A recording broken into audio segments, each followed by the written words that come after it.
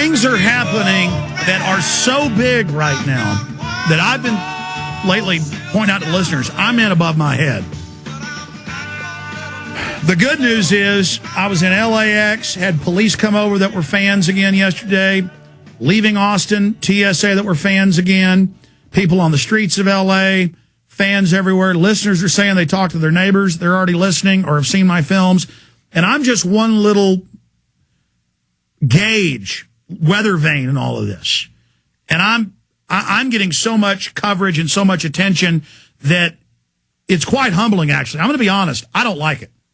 I like having an effect against the globalists, but the responsibility, and I'm not cracking under it, I'm just trying to grow up a little bit, because, I mean, I never intended to be, globally getting as big as Ron Paul. It's very, very humbling, and then I'm trying to make sure I'm accurate, I do a good job. But I guess in what I'm saying here, and I want Dr. Roberts' comment on this, and we'll get back into the dollar, is people are waking up everywhere. I'm on a bunch of big European radio stations today, U.S. radio stations, hundreds of interviews coming in a week. I can't even do a tenth of them. I know Dr. Roberts is in demand everywhere. I know he's seeing a big awakening. But at the same time, it doesn't matter if everybody's waking up. To a certain extent, the establishment is going hell-bent for leather and are committed, and no matter what, it looks like they're going to kill the dollar. As he said, it's already happening. Folks, do you know what this is going to look like when not just we have inflation, but we can't buy foreign goods anymore because nobody wants our cruddy dollars, and we don't have any industry left, and we got a police state arrogantly stomping around. Dr. Roberts, I'm ranting here, but I mean, can you extract something from what I've said and give me your take on it? I mean, I'm getting to the point where I feel overwhelmed.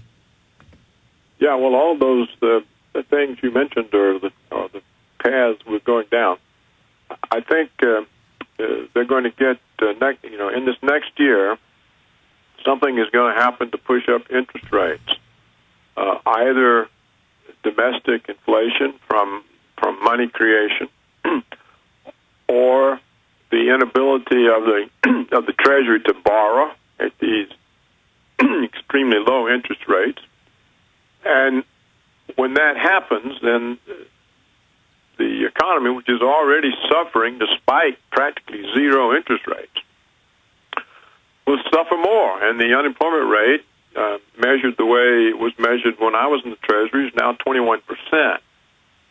So it can go a lot higher. In the meantime, the corporations are continuing to offshore jobs. They're continuing to bring in foreigners on work visas.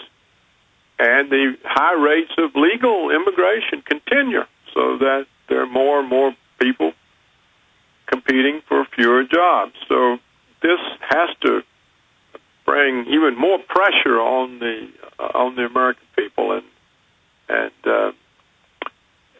they're already suffering. Look, you see, today or yesterday, it was reported that the investment banks are making so much money, they're back to those massive bonuses. And it says that Goldman Sachs is going to give an average payout of 500,000 pounds, British pounds. That's $800,000 to each of its 5,500 London staff. The senior executives are going to get bonuses of several million pounds, and the top ones 10 million pounds. That's $16 million. So they're paying out these kinds of bonuses while New York City, for example, now has record homelessness with 16,000 kids in homeless shelters. It's so bad the city is giving free one-way airline tickets, trying to get the homeless to fly out of the city. Detroit is completely collapsing. Detroit. But look, here is the telltale sign. New York's Fifth Avenue, one of the most famous shopping meccas in the world, has now got a 15.3% vacancy rate. On Fifth Avenue, in prime commercial real estate. John Williams reported today that when you look at retail sales adjusted for inflation, currently they are at the level of 10 years ago. He says that 10 years' worth of retail sales growth has been destroyed. And he, and I agree with him that this crisis is just starting.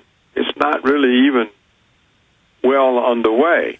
And that's the question for you, sir. So the slide you're saying, and everybody else is now saying, you were talking about dollar in trouble 3 years ago. They weren't. Now it's mainstream news.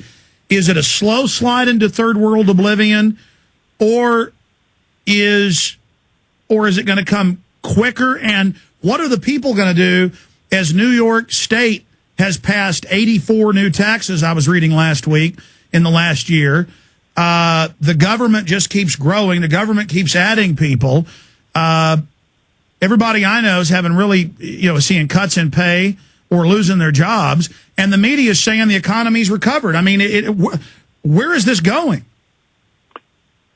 Well, we don't have, as well as I do, we don't have a media. The media serves as the ministry of truth or the ministry of propaganda, and whatever it says is unreliable.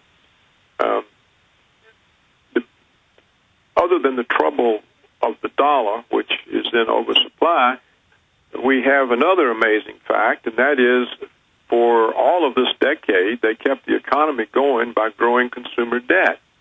We've talked about this before. Well, now the consumers are all drowning in debt, and they can't take on any more. So there's no way to expand consumer spending.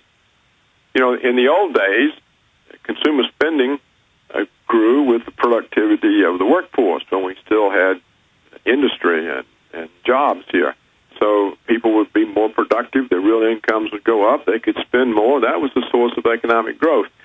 For all the 21st century, the source of growth was driving the consumers deeper into debt. So they would borrow the money to keep the spending going. They would max out the credit cards. They took out home equity loans and spent the equity, and now that's stopped. So there's no way to get the consumer economy going except for the bankers who are going to get these huge bonuses, of course, the armaments industries. But except for the super rich, the Americans don't have any income growth. That's right. Now they're faced, like you said, with more taxes because the states are broke, the counties are broke, the cities are broke, and the federal government is broke. So they're going to be forced into lower standards of living. And it's going to be really hard on the very poor, but it's going to be hard on everybody. And I don't know whether it'll radicalize the people or whether the government will succeed in blaming Al-Qaeda or terrorists or Iranians or Russians or whoever. I don't know what capacity the people have to realize what's being done to them. Well, that was my next question. Is the media now saying Iran is killing the dollar? I'm sure you've seen that. I mean, you just mentioned it. And they're saying the Russians and Chinese are doing it. But I read what the Russians and Chinese and the Arabs are saying, and the Persians are saying. They're going, look, all these countries, we keep buying your dollars.